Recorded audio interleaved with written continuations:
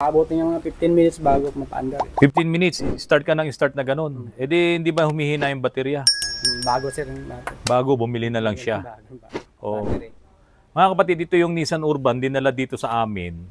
Talagang hirap na hirap siyang paandarin. Ang dami na rin niya nagastos, ang dami ng pinalitan dito.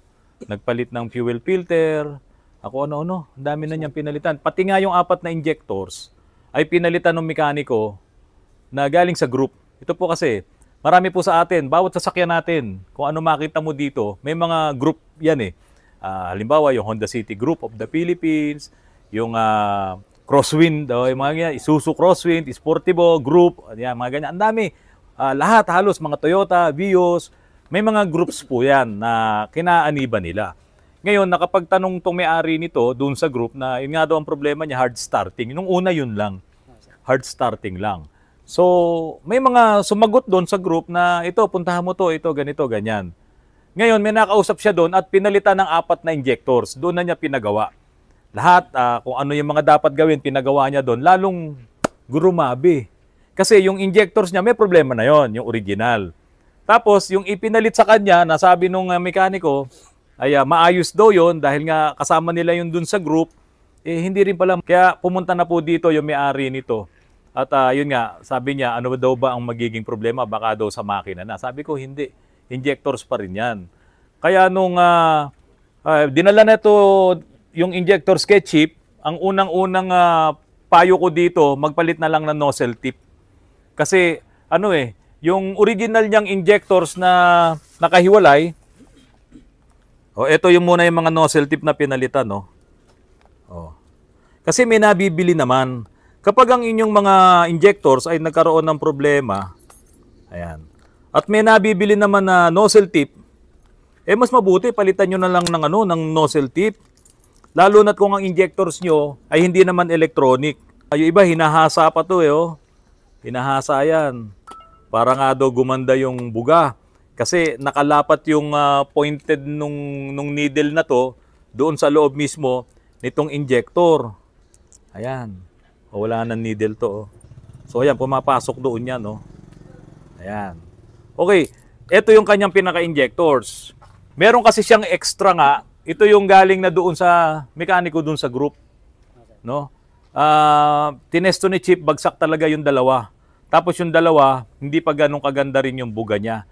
So sa akin, para hindi na rin naman dumami yung gastos ng may-ari, kakalibrate tapos hindi pa rin ganun ka-accurate yung pagkakalibrate dahil nga luma na rin naman yung injector, saka nagka-problema na siya, pinaka-the best po talaga, magpalit ng nozzle tip. Ganito rin naman yung ginagawa ni Central. Ito kasi manual lang, wala itong electronics. So manual lang to, kayang-kaya na po namin to na ayusin at palitan namin ng mga nozzle tip. Ito na po yung mga nozzle tip. Ayan. Ito ba, one click, di ba tayo mapapahiya? Hindi sir. Sigurado ka, ha? Oo, sir. Pwede ba nating itry? Pwede sir. Okay, sige, ligpitin mo muna to. Ito mga kapatid, okay naman sa group kung halimbawa nakakakuha kayo ng mga tips, nakakakuha kayo ng mga recommendations, yung mga ganyan. Pero pagdating kasi sa mga ganitong klaseng bagay ng pagmemekaniko, yung mga injectors na yan, kailangan talaga yung mga injectors nyo, ipapadala nyo doon sa magaling na calibration center. Kasi kung hindi, naku, mapaparami kayo ng gastos kasi yung inaakala nyong okay na, yung injectors na dinala sa inyo, yung pala sablay din, ang nangyari nga dito, lalo siyang naging hard starting at sobrang usok kasi sobrang lakas bumuga ng injectors at meron naman doon halos hindi na makabuga. Dalawa ang sobra, dalawa hindi makabuga, kaya ayaw umandar nung sasakyan. O sige nga, nandiyan ba yung susi mo? Ayan, sige nga, start mo nga. Baka nakakambyo ha. Ito kasi manual transmission. So sa may-ari po nito, ito pakinggan mo, one click na ang iyong makina kapag ini-start. Sige, start. Ang bilis ha. Di pa yata nakatatlong ikot yung flywheel mo eh. Oo. Ang bilis na umikot. O di ba? Kung nung una, naisipan nung may-ari nito magpalit na lang ng nozzle tip, wala na siyang problema. Ngayon, doon sa may mga sasakyan na katulad nito, manual ang kanilang injection pump. Tulad nito, Crosswind, ayan. Yan, tapos yung mga 4D56. Lahat ng mga manual, ng mga lumang modelo, mga engine, kapag ka nagka-problema kayo doon sa hard starting, mausok, yan, pwede nyo dalhin sa calibration. Pero mas makakabuti Kung may konting budget, bumili na kayo ng mga nozzle tip niyan. Kapag kinalas sa calibration, hindi naman siya ganun kamahal. Merong nozzle tip na nagkakahalaga ng 900 lang isa. Meron naman na 1.5 ang isa. Meron talagang mahal na 2,000 ang isa. Depende yan dun sa modelo ng injectors na meron kayo. At ikakalibrate din naman yun nung gagawa eh. Hindi naman basta ilalagay lang yun. Meron pa rin kaunting trabaho yung magkakalibrate doon. So ayan mga kapatid, sa susunod po okay lang sa group, pero pagka medyo critical na yung mga pinag-uusapan, makina na, dapat talaga yung makakausap nyo sa group ng mekaniko, ayun talagang mapagtitiwalaan nyo at yun talagang makapagbibigay ng tulong at hindi yung kukuhanan lang kayo ng pera. Tulad sa nangyari dito, ang ibinigay na injectors ay sablay talaga. Sige. Toto, tignan nyo, walang kausok-usok. Mas maganda pa tuloy ito doon sa mga common rail. Doon sa mga electronics. Ito, wala talagang kausok-usok kasi bagong-bago po yung inilagay na nozzle tip. Kaya yung mga adventure, inaabangan talaga yan ng ng ASBU. Pati yung mga L300 na FB, yung ang kanilang makina ay 45.6, inaabangan yan ng mga ASBU. Bakit? Kapag umidad na ng 5 taon ang inyong nozzle tip, sigurado mausok yan. Lalo na't hindi nyo yan na ipapalinis taon-taon. Kaya ang payo ko lang, yung mga naka-5 taon na mga 45.6 dyan, maging itong mga ganitong Nissan Urban na to, kung naka-5 taon, 7 taon at medyo umusok na, palit na po kayo ng nozzle tip para makaiwas kayo sa mga mata ni ASBU. Ayan, baba mo na lang dito.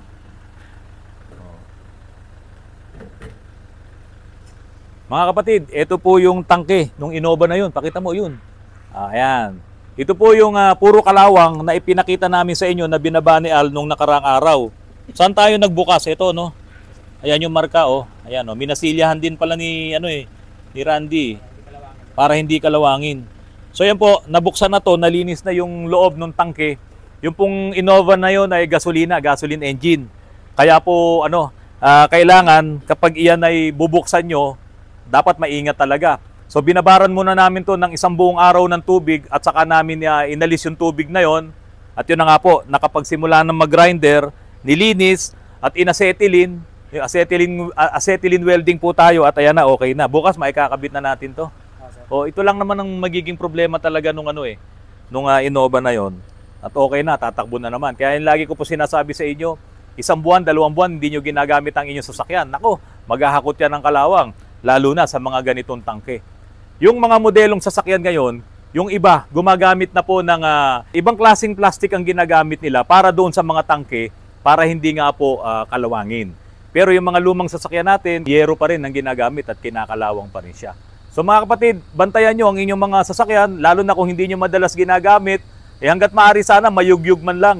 Kung meron kayong mapagkakatiwalaan sa bahay nyo, nyo lang araw-araw, wag yung i-start nyo lang. Hanggat maaari, iatras abante nyo lang na binibigla nyo para yung gasolina na yuyugyug, no? Hanggat maaari ganun lang, para yung moisture na nakadikit doon sa ibabaw ng tangke, halimbawa dito, nakadikit sa ibabaw niyan, kung iatras abante naman yan at binibigla yung pagpreno, binibigla yung pag-atras, yuyugyug yung gasolina.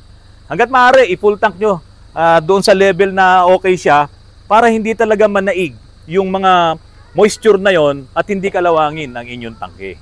Mga kapatid, nakita nyo ba yung vlog ko na itong Honda Accord na ito ay nag-stack up yung makina at ibinaba din namin ang transmission nito dahil in-overhaul din namin.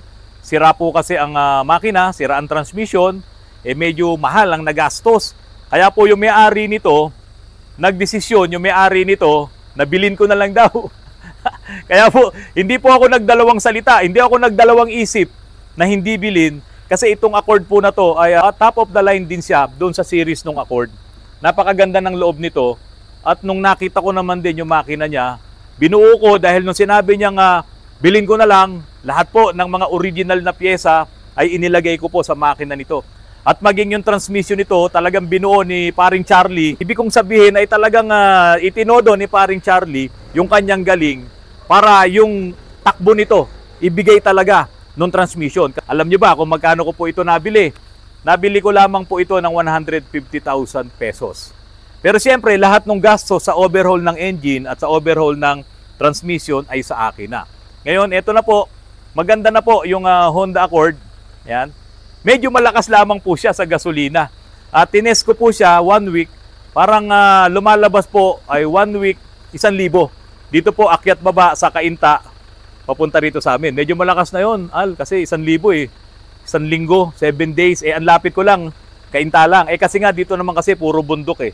So every time na umaakyat kami tuwing umaga, siyempre high RPM, kaya malakas din sa gasolina itong Accord. Pero siguro, kung susubukan ko to at ako'y pupunta ng Baguio, nagpaplano lang, ite-test drive lang to, malalaman natin kung gaano katipid itong Honda Accord na 2.4 liters po kasi itong makina nito.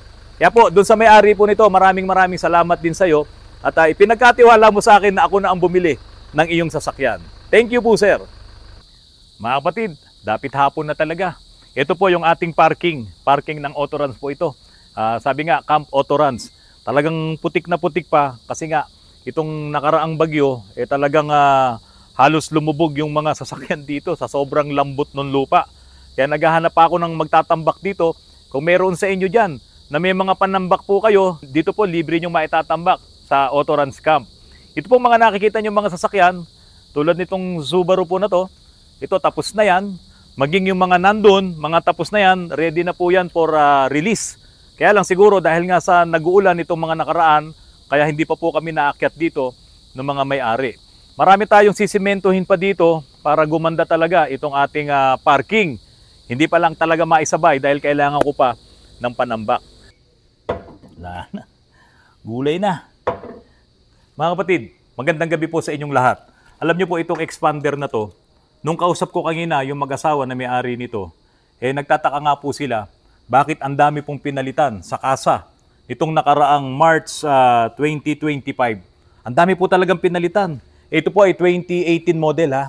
Nagpalit na ng serpentine belt, brake shoe, rear shock absorber, front shock absorber, spark plug, engine support, transmission support, roller support, front shock, lahat po, mga rubber boots, replace rotor disc, at machine shop works. So ang daming pinalitan, kaso hindi pa rin natanggal yung problema. Mayroon pa ring maingay, kaya pagbalik nila sa shop, ang recommendation ng shop ay magpapalit ng front wheel hub. Ito nga, tinanggal ko na yung wheel hub, bearing, tapos front stabilizer link. Tama naman, sira na rin. Drive shaft book kit left hub, doon sa kabila. Rack and pinion assembly, naku, napakamahal nun. At front evaporator assembly, magpapalit ng evaporator. 2018 model. Ang daming mga papalitan. Ganun ba talaga kahina yung pyesa ng expander? O talaga lang nanloloko yung kasa? Yun ang nasa isip ko kanina. Pero ito pa mga kapatid, nung i-check ko, sabi ko kay Pyong, hindi ako naniniwalang baka ito pinanggagrab. Ang tanong ko doon sa sarili ko. Kasi sa 2018 model, sira halos lahat ang pangilalim hanggang dun sa likod. Pati ang makina, tumatagas ang oil. Modelo pa. 7 years pa lang halos yung sasakyan. Tinignan ngayon ni Pyong, sabi ko, tignan mo yung odometer niyan, kung ilan na ang tinakbo. Naku po, ang tinakbo niya ay 149,000. So considered 15 years yon kung 150,000 kilometers.